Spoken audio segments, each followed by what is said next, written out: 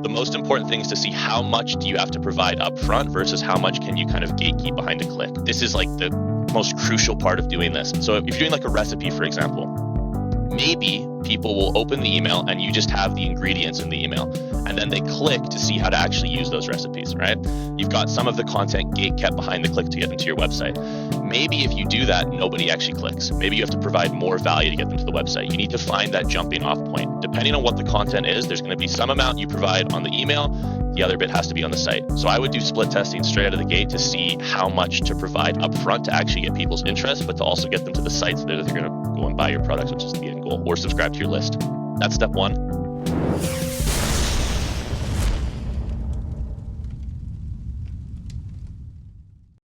Looking for an effective way to drive traffic to your Shopify site and increase sales? Criteo's integration with Shopify helps attract buyers with relevant ads, deliver rich consumer experiences, and drive better commerce outcomes.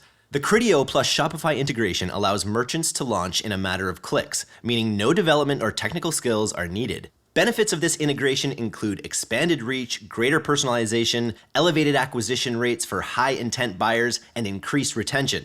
With Criteo, you can acquire new customers across the open web and build audiences from the world's largest commerce dataset. To get started, visit criteo.com/DTC.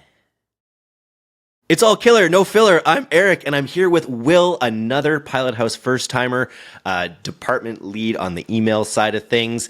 We're going to talk today a little bit about a topic that's very near and dear to my heart, which is content marketing via email. And what are you seeing out there, Will, in people's email marketing campaigns that makes you think you really want to drill in on content marketing? So I think the most common problem that email is facing is content in general on the internet is evolving, but email isn't keeping up with the times. Email's been around for so long, right? It's been around for well before all these social media platforms, kind of this rise of really clicky, fast, in-your-face, Reels content that we're seeing kind of, lead the trends now. Email's been around before that, so that kind of type of content has been evolving, and attention spans are getting shorter and shorter, and people want content they can just quickly consume and just jump through a bunch of things and get cool information. Email is still kind of sitting in the past where we're just sending these really boring emails, for lack of a better term, where it's just like, oh, get this discount. Oh, it's this event. It's this special holiday. Oh, look at these products, which is fine. There's nothing wrong with that per se. But it's just kind of out of date, that type of content. And we're noticing on a lot of accounts that when you're spamming that content over and over and over again, people just lose interest over time. And you end up with these email lists where you have a lot of people in the list. You worked really hard to get them there. You put all this money into ad spend, all this time and attention and hard work to get these people there. Maybe it was like through ads, maybe it was through organic traffic, whatever it may be.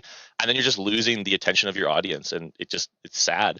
You've got all these interested people and they're just losing interest. You don't want that. Okay, so then how do you drill in? So we're essentially talking, you may get diminishing returns over time if you're being one note or even two notes about promotions and sales only with your list. So then what do you recommend to kind of rehab into higher engagement? So it's kind of a multifaceted process. And I always say, like, the most important thing is to start by identifying your audience and what audience you've brought in. A really common thing is you bring in an audience, maybe you ran like a giveaway or you were doing some promotion on social media, you bring in this audience of people that actually just aren't interested in your products in the first place. If that's the case, they're just there to get a quick product or a quick giveaway and then they're going to leave. There's no point even taking the time to really think heavily about your content strategy. On the flip side, if you've taken the time to think about where you're getting your audience from and you've built an audience of people that's within the niche of your product, that's within the niche of your business, and that they're going to have that long-term interest potentially, and you just have to figure out how to win that over, then you're good to go. So I would say the first step is really take a deep look at your audience, understand the audience, understand their interests, and understand if they're actually the type of person who could be your long-term customer. Can you provide them residual value down the road, or is this just a one-and-done kind of transaction? Once you've identified that, you have to figure out how you look in the eyes of your audience, right? We always kind of think about, who am I marketing to? But we don't really think about how do we look to that audience beyond just like, this is my creative, this is my design, this is my tone of voice. But like, really, what does your brand represent? What's your position? Do you seem like an expert, or do you just seem like you're kind of selling them a product that's going to solve a simple problem and that's it? The idea for content marketing on email is you want to seem like an expert in whatever your niche is. And if you're not an expert, you want to bring in the voices of experts, right? So kind of think about, what does your brand represent? What's the tonality of the brand? Is it kind of humorous? Is it simple? Is it funny? Is it serious? Is it professional? Figure out how you're positioned in their eyes, and then that can kind of guide the next steps of like, okay, what type of content would be valuable to this person? What would be interesting to them, but also valuable? How can I provide them some form of advice or edutainment, which is kind of that cross between, something of value that's also entertaining, right? How can I provide them that in a way that's meaningful and they'll actually care about it? And that's really the tricky part, right? In theory, it's easy, but actually finding that within your audience is the biggest challenge. It's sort of, yeah, it's that brand umbrella that your brand represents, and really figuring out like, yeah, what that means to people. What other content, like we always talk about the jobs to be done in a podcast, or job to be done with a brand. When you're selling shoes, maybe it's sports, maybe it's athletics, but there's all these other sort of other things around your brand that your product may enable, and maybe part of the lifestyle that brought people to your brand to begin with. So it's about mining those, I imagine. Yeah, exactly. So like what you're saying there with like understanding kind of that overarching lifestyle or whatever that niche that you're a part of. If you're selling culinary products, if you're selling pots and pans and things people use in the kitchen, or maybe even just little like kitchen tools, you're enabling people to cook food. They're interested in some form of the culinary experience, something adjacent to that. They're probably interested in different types of foods. They want to explore different recipes. Understanding that kind of larger zeitgeist of you're a part of, that's the key to providing content that's going to keep them interested, right? They're buying your product because they're engaged in that task, they're engaged in that hobby, whatever it may be, or maybe it's just something they need to get done. And then again, that's kind of why I mentioned it's important to understand who you're targeting and what you represent. If you're just selling like a really cheap kind of simple cookware tool that's just solving a simple problem, maybe it's like a spatula that's slightly better than a normal spatula. Your audience probably isn't the type of people that want to like get recipes from a Michelin-starred chef, right? So providing them that type of content might not be worthwhile. You have to figure out like, oh, what does this look like to them? So this all sounds like, yeah, really well themed. You're gonna create recipes for cookware items and things like that. Are there examples of brands that also do like left field shit? Like, just so, it's funny. I think of like Carly McFarland's presentation that she did at our Las Vegas event, and she brought up a few brands. I'm kind of blanking on them right now. I think about Chubbies right now, where Chubbies is this shorts brand that just has this humor built throughout their whole brand.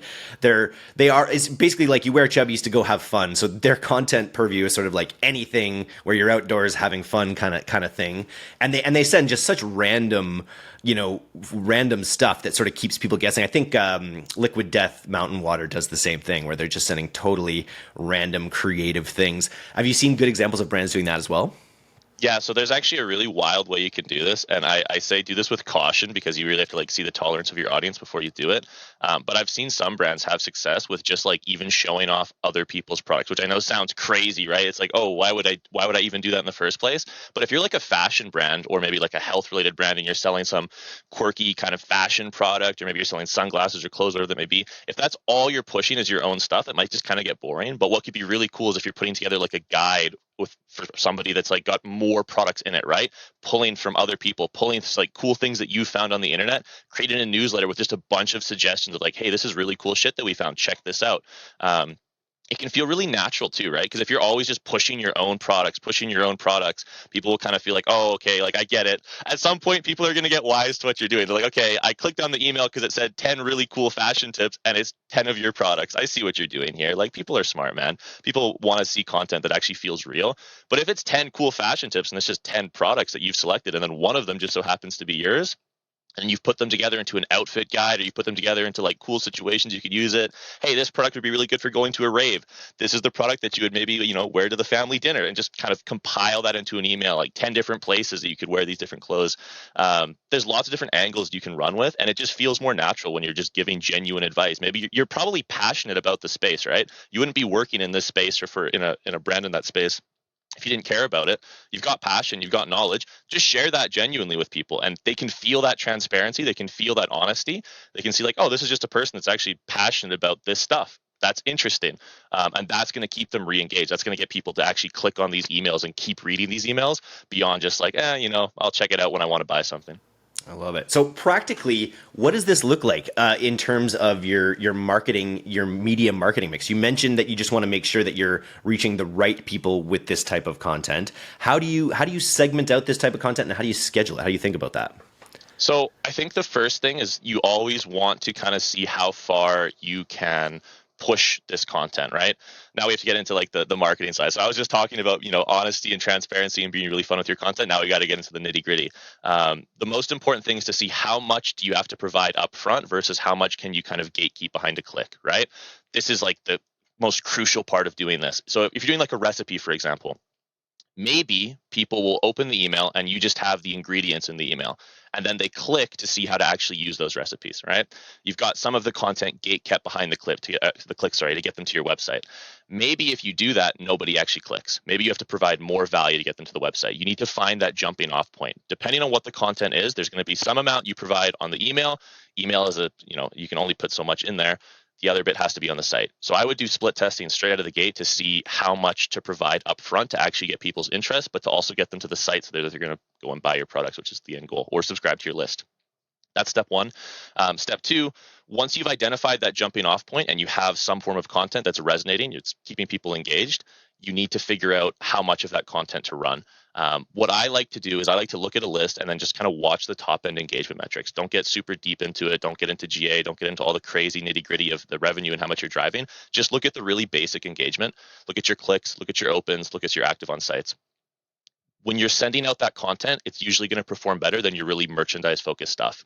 So what I like to do is kind of alternate throughout the month. There's no set guideline. There's no hard numbers of like how much to do versus the other. When you see your list start declining in engagement, throw in more of that value add content. When your list is really strong and it's just cranking, people are loving it, throw in a little bit more merchandising stuff, right? Get a little bit more clicks, get a bit more AOV, right? Get some sales. Just alternate between those two forms of content. And I would just build it out in advance. Build out 10 merchandise emails, build out 10 value-based emails, and then just cycle them throughout the month depending on what you need to accomplish and depending on what your metrics are showing you. You said that the quite often that these content-based emails can actually have higher engagement than your more merchandise-focused emails, but because they're not as merchandise-focused, do they also maybe have a lower conversion rate, which is why you don't just send these all the time? Exactly, yeah. So inherently, they're going to get more engagement, but you're probably just going to get less sales than like a sale-focused email. You're still going to get sales, so that's the important thing to remember. You're not just like wasting money by sending these emails, especially if you're really cute in like how you get your product in there. Again, with a recipe, it's really easy to get your product into like a recipe email. You could just sneak in like, hey, this is the cookware we recommend for making this recipe to get the best results. If it's a fashion tips and tricks, again, really easy to get your product in there. This is the outfit. Here's the pants. Here's the shirt. By the way, it's our shirt. You should go check it out. So you're still going to get some residual sales. It's not going to be as many sales as if the email is just 20 products listed out in a row, whatever that may be. But you're going to get some out of it. But yeah, it's important to just kind of track those metrics and figure out like how much do I want to push in either direction. And again, it's really easy. If your list is starting to decline and you're at a point where you're not really comfortable with your engagement metrics, do more of that value add content. When you're really comfortable, do more merchandising content. It's always kind of this balancing act of watching how that list is responding and kind of figuring out the tolerance of your audience to what you're sending them. Do you ever send emails? This is something we do in the newsletter game. Like when someone subscribes to D2C newsletter, we're trying to give Gmail as many signals that we want to be as deliverable as possible. So we always ask when someone subscribes, like, email us back with your number one marketing challenge. And it's actually funny. We've had like 20,000 of those responses, and we've responded to a few of them. We're actually working right now on some ChatGPT stuff to actually like potentially respond in real time to these things. But do you ever do things where you actually look for two-way engagement from your list? So do you mean in the sense of like sending out a survey to kind of get feedback from your audience? Or even just like reply back to this email. I know like reply backs can be really good for sort of Gmail signals in terms of improving deliverability. I'm just wondering if that's something we tried. Actually not something I've really explored that much. That's interesting. I know like the thing with emails, it's always a dark science, right? Like when you're trying to figure out deliverability and inboxing, there's no like set rule. It's kind of like cracking like algorithms, right? You're trying to like, you kind of know what should work in theory, but you don't know if it actually will work. Totally. I've never actually explored trying sendbacks to see if that improves inboxing.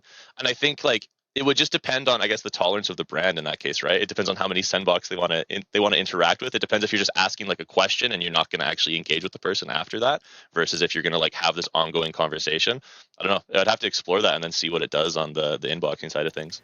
And then on the content side, how much it's funny. We actually just built. I won't spoil it too much, but it's basically Chat DTC is what we're calling it. We've uploaded kind of most of our content now, and kind of building a brain so we can kind of quiz it and say, hey, what do brand owners say about this or that or this or that? And so we just created an email sequence for an info product we're working on. And I just whipped up like 30 like content bombs that are just basically recycled from the content we've already written that's still relevant. And we've just reframed it in like catchy ways, like the 3 biggest mistakes people make on Amazon or whatever. And I wrote these, 30 200 word blurbs in, 3 hours, 2 hours, maybe just using ChatGPT. So I'm wondering, what's your take on content, especially in these more creative emails where you are pushing content? What's your position on ChatGPT for these? Yeah, if you can get a good enough writing prompt, you can make these really easily, right? Like at the end of the day, you have to again figure out like how much you need to interject. How can I sneak my products in? But for the most part, with a lot of these emails, again, you can just do these in advance. Throw in a writing prompt that makes sense for whatever niche you're in. And then just let ChatGPT go wild. If you have 10 ideas, you can turn that into 10 emails really quick. It depends on your building process too. It depends if you're like have a designated designer or somebody who's actually going to build the email for you. If you have to sit down and do the copywriting and do the grunt work, you can get more or less out of the writing prompt. But ChatGPT for email is crazy, man. Like we can use it to think up entire quarters for our clients, like really detailed, intricate recommendations of all of the emails that you're going to send during that quarter with strategy around the audience, with strategy around alternating between different types of content, with actual structure, with understanding like that there needs to be sales scattered in there, different holidays. ChatGPT, the sky's the limit. It just depends on how creative you can get with your writing prompt. If you take an hour of your time to sit down and grind out some interesting prompts, you can pretty much automate most of your content strategy, at least in the overarching sense of getting it all done. You just have to make sure it connects, because it's funny. I brought this up a couple times. I just love hammering on my brother for posting an embarrassing LinkedIn post that was just like the most ChatGPT thing I've ever read, and 3 of his friends just sort of like called him on it immediately. And in that case, you might lose authenticity points, right? Where of course. This is something we're talking about actually a lot on the D2C side. We recently listened to this podcast that was sort of talking about how another company similar to ours, less e-commerce, more info, but how they kind of view their list and how they, we mail our newsletters like clockwork. But there's this other element of just sort of like human interaction that you can get from a brand, from us. And his vision, Jeff's vision that he wants us to kind of work on is like, why not like create like a cast of characters that you might get reached out to about, our growth manager or this person or that person, and really kind of just create like different voices that people might expect to hear from along their like reader or educational journey with D2C, and really just humanizing things. And I think that's kind of the point of this whole talk in a lot of ways, is when you just send promos and events and, things like that, you're not going to come across very human. You're going to come across like a sales robot. But I think these kinds of emails are really that opportunity to kind of create that one-on-one, more human connection. Exactly, because that's what people want. They want your expertise in the space. Again, this is what I was talking at the start about. Like, you have to understand how you're positioned in the eyes of your audience. If you come across as an expert, somebody in the space that knows what they're talking about, that's going to build value in your brand. If they're reading your content consistently to the point where like, oh, this is interesting, I want to see what this brand is saying about this space, they see you as an expert. They're going to trust your expertise. So then when, as an expert, you tell them that, hey, our products are actually really good. They have this and this benefit, and it makes sense because it'll help you in this and this way. They're going to go, oh, yeah, well, I already listened to this guy. I already read his emails on an ongoing basis because they're an expert in the space. So yeah, it makes sense if they tell me that this product's good. So then when you launch new products, people are going to pay attention. When you're trying to push out older products, you want to like enhance something or make something seem interesting again and fresh. They're going to listen to that. It's a win-win all around because it's going to enhance your more salesy stuff, because people are just going to trust what you're saying. They're going to see you as an expert in your space, and that's just, there's no downsides to being seen that way. And it also, like, because you're engaging quite often from a lot of your examples you've talked about in education, you can make your sales messages more potent. Like I remember we were reviewing the funnel of a water purification company, and they basically on their landing page had all of these features and not really benefits. So they were sort of like advanced charcoal filtering and all of these things that actually don't mean a lot to customers just by Yeah. saying them. They want the results from those features. They want the benefits from those features. But I feel like in these emails, if you're going to nerd out on something technical about your product or one of the ingredients that goes in your skincare brand or whatever, it's a really great opportunity to dig in on that feature. And you can mention the benefits, but you can really educate people on that feature so they know why it's important, which will make your other marketing messages more powerful. Yeah, bingo. Yeah, we're so numb to sales, man. Like you start hearing that like sales speak come out, the brain just turns off. It doesn't matter if it's on a TV ad, it's on the radio, you're at the car dealership. When people start just like listing off, oh, it does this, it's good at this, it does this. You just don't care, man. Like it's so old. Again, so I'm saying content and sales, it's evolving. We're so used to hearing that. But when you're like, oh, this is an interesting email, like give me like 10 explanations about like different water. I'm not a water expert, but I would assume there's a lot of conversation around toxicity of water. 10 ways to avoid heavy metals in your water, right? Exactly. You nailed it. Yeah. All Why of a you sudden should have antidepressants in your water? Did you know? yeah, Like, yeah. I don't want my endocrine system on the fritz. Okay, how can I make my yeah. water not kill me? Right? Oh, that's interesting. Let me read about this. And you're reading about all these things about water you never knew about, and at the same time, you're being sold on a product. It doesn't register in your brain as sales. It just registers as, oh, this is interesting. I'm reading about something I haven't heard of. Right? That's a lot Amazing. more engaging than just, hey, you should buy my product. It's cool. Love it. What's the other thing that we like to do on the D2C side is something I think I learned from like Neil Patel, which was like, we talk about scrappy, authentic content on every platform, whether that, your UGC ads or, things like that. And then I think what we're talking about on email, we're trying to get more towards that authentic one-to-one relationship where you're passionate about things, you're explaining things. But there's also like one step further where it's like, I think the Neil Patel thing that we've tried a few times, it's like you send an email that makes it look like it was like forwarded from someone else. And then it's like, oh, the forwarded message is like, I needed you to make sure, like even make it look like a mistake or something. Yeah. And that kind of fits into like that scrappy mentality. That's not going to be something you build your marketing campaign around, but as like one-offs to test.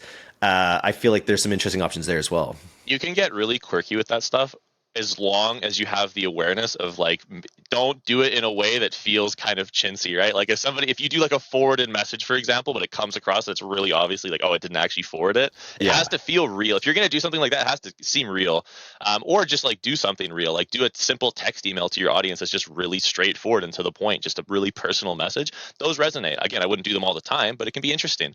I just think it's important to kind of, respect the intelligence of the audience and don't send them something that they're going to see and go like, okay, come on, this is like, I get what you're trying to do here. This is lame, right? It's like social media content. It's always that balance of like, oh, I'm going to do the meme, I'm going to do the trend, but don't do it in a way that just feels chintzy, like you're forcing it, right? It's got to feel natural.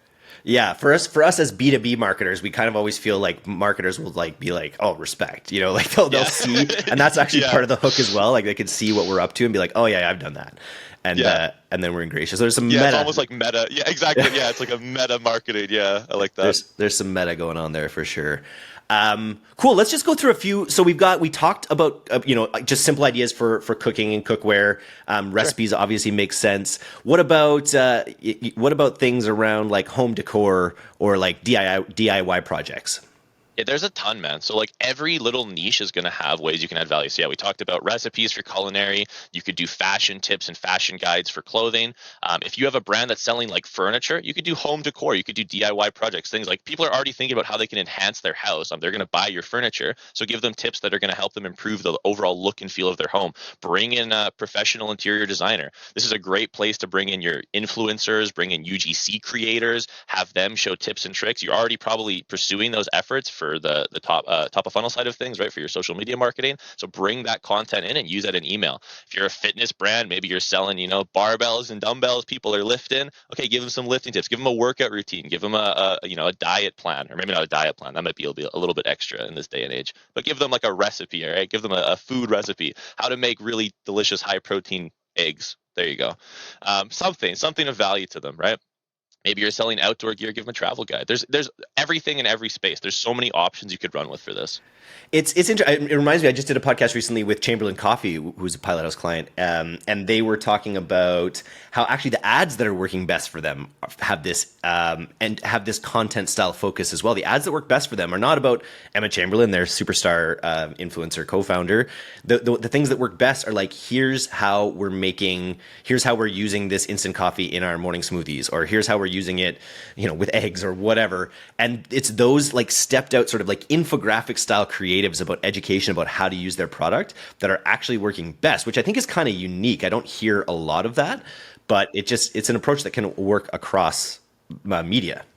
Well, it gives people a chance to kind of like envision how they're going to use your product, right? It immediately makes them like think, oh, how would I use this? When would I use this? Which is like, that's what we're always trying to do in marketing. You always hear that, oh, you have to make them think about what it's like to use your product. You got to drive up the emotions. You got to make it feel good. Like, okay, great. How do you actually do that though? That's really tough to do. And that's kind of like, it's a very strange request, like to make somebody feel an emotion about a product, but in a really like simple way. If they're just looking at tips and tricks for how to make the best morning coffee, and you're selling a coffee related product, well, that's pretty easy because they're already imagining, oh well, this is how I do my current coffee. This is how I could do it now. Oh, and this product that's what it would be like to use it. It's a really natural way to just kind of lean into that emotional side of things. Like, oh, this is what it would be like to do this. It would be a lot easier, or it'd be a lot more fun, or a lot more interesting, right?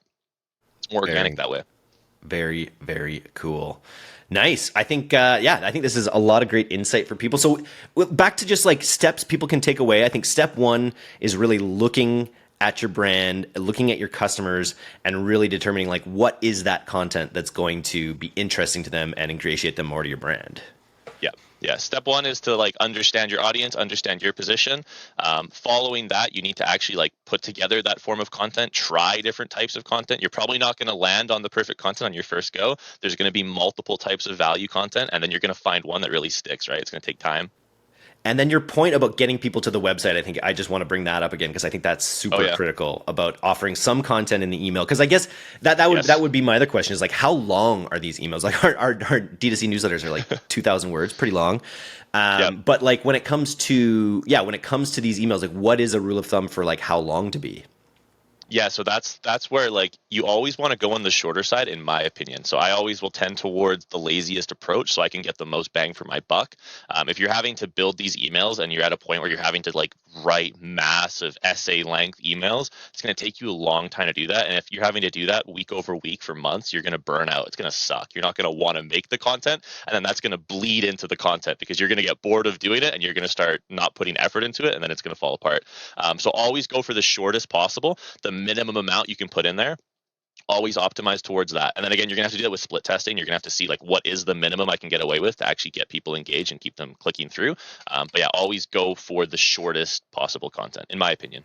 People's attention spans are nil, so yes. I think keeping it as hooky as possible, keeping it as focused on, and again, you want to be doing this over the life cycle of a customer, so there's no reason you don't want to split longer emails into multiple things potentially. Yeah, exactly. I wouldn't do like 3 recipe features in an email. I would do 3 emails with 1 recipe feature in each, right? Yeah. Simple as that. Makes perfect sense. Nice. Will, this was a heck of a debut, I got to say, for your first time on the D2C podcast. I look forward to catching up with you on more email stuff in the future. Yeah, definitely, man. It was fun. It was a cool little change of pace. I enjoyed it. Thanks for having me.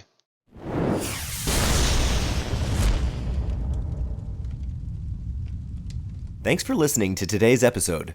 If you're not getting the D2C newsletter, you can subscribe for free at directtoconsumer.co. And if you want to learn more about Pilot House's all-killer, no-filler services, take off to pilothouse.co. I'm Eric Dick, and this has been the D2C podcast. We'll see you next time.